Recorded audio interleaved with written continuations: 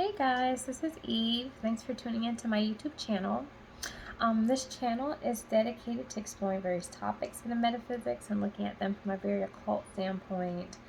In my last video, I talked about writing a book. It's actually erotica, so if you're not really into that type of thing, then I totally understand. But I was really bored, and I said to myself, wow, let me try to put a more entertaining spin on something that is really spiritual and pure. And people like to be entertained in the Matrix, and a lot of times, like when you deal with very heavy occult topics, it really scares people. Like I said, with this book that I'm writing, it focuses a lot with my Lilith placement. And so my Lilith is in Libra, and Libra is it is the sign of marriage, actually. It deals a lot with marriage and partnerships. And because of the fact that I have Libra here, it perverts marriage, the institution of marriage, from a worldly sense. So, there's a lot of touchy, taboo topics or whatever in this book. I feel like if it does strike a chord with you, you need to hold on to that and really search yourself and do some introspection and meditation in terms of why it's something that's striking a chord with you. Because I like to get people, when it comes to the occult, not super uncomfortable, but a little uncomfortable, because it goes to show that there's a subconscious aspect of you that is connected to what you are pushing against, whatever the case is. So we all have them. But I do videos for the 144,000. They're people who have Rh negative blood. We are people who are very much absent of ego and that type of thing. And so when we are ascending, we get in touch with these deep, dark, subconscious aspects of ourselves. It's kind of like, what is it, that video, Montero, with Lil Nas X, and how he's ascending to heaven, and then he gets knocked out of the sky. And he really descends to hell to work out his karma, because God, which is the subconscious, always wants to come through the conscious ego, right? To realize itself on earth. And when you're not doing that and you're going away from your root, it'll bring you back down to your root to try to force itself through your ego. So, the world really, teaches you to stay away from bad things, or even like in media, nobody, like the bad guy never wins. And they do that for a reason, to make you a slave here forever, to not get in contact with the deep subconscious, so-called devilish aspect of yourself.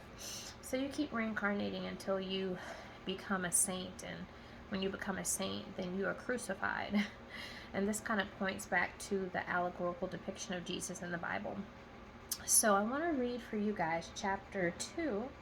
So in chapter 1, we see two worlds collide, basically. And these characters in my story, they represent Isis and Ra. Okay, they represent Isis and Ra.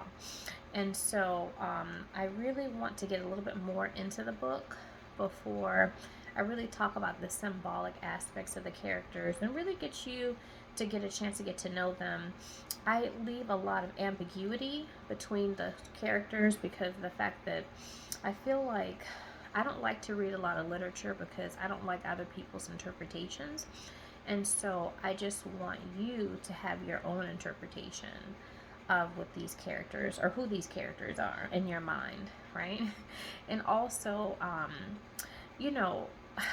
a lot of the sexy scenes, steamy scenes, and that type of thing, I really try to leave a little bit of ambiguity in there as well, because everybody's sexual nature is different. And so I want you to be able to paint a picture yourself of kind of like what's going on, you know what I mean, in your mind. And I don't know, hopefully it'll, have some, discussion, whether it be good or bad or in between. But I just like to get people talking and, get people's energies going, okay? All right, so this is chapter 2, right? This is after the fight in the hotel and, things getting hot and heavy between the main character and Master. So it says, his master reached with one hand around my neck and the other gripping both my wrists. There was a knock at the door. He released me so I could answer. It was the hotel's manager and security. And guests on both sides complained of noise coming from my room. And given there was a lamp that accidentally got knocked to the floor, I was asked to vacate the premises. I asked the manager to give me a half hour to pack my things. And so by the time the door shut, I turned to find Master standing at the window, looking out in deep contemplation. He looked so serious, I thought not to interrupt.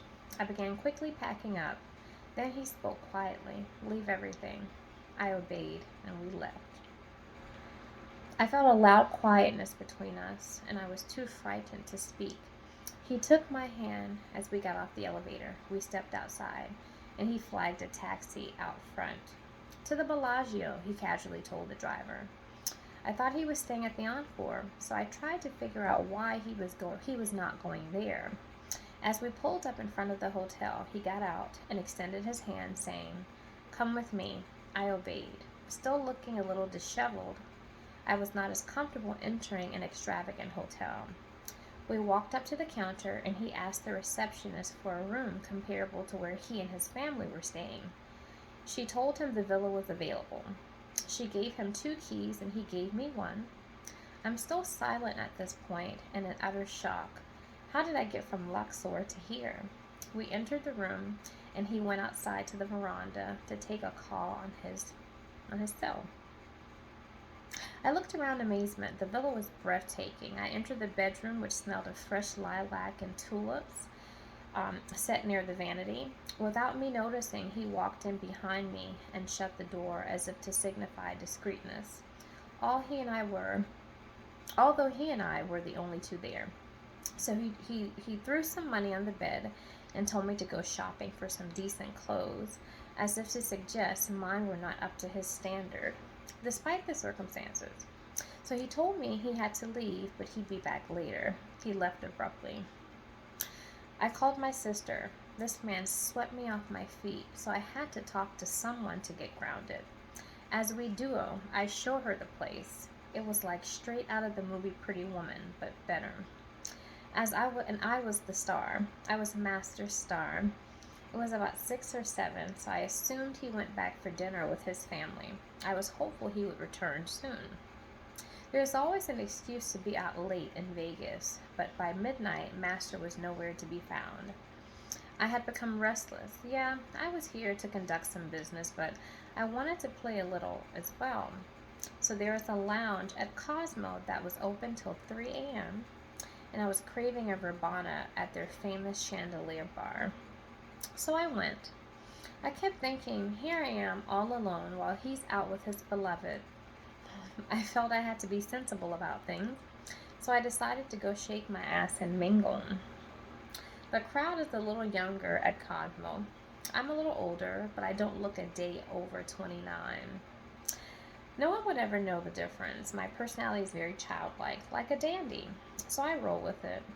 As I'm talking to this fine-ass, tall, dark, and handsome guy who walks in but Master. Fuck. At first I felt a little uneasy, but then I thought, he's married with kids. And since we would never really be together, I felt this moment put things into perspective for both of us. Boy, was I wrong. I noticed Master seated at a table across the room, grinding his teeth. Ironically, they started playing My Humps by the Black Eyed Peas. And from the way Master looked at me, I thought I could possibly get a black eye or 2. I continued speaking to this guy as I saw Master sitting across the way, observing us. I waved nervously to acknowledge his presence, but he doesn't wave back. At this point, I don't know what to think. I just want to sleep at the lounge instead of the beautiful villa he booked for me.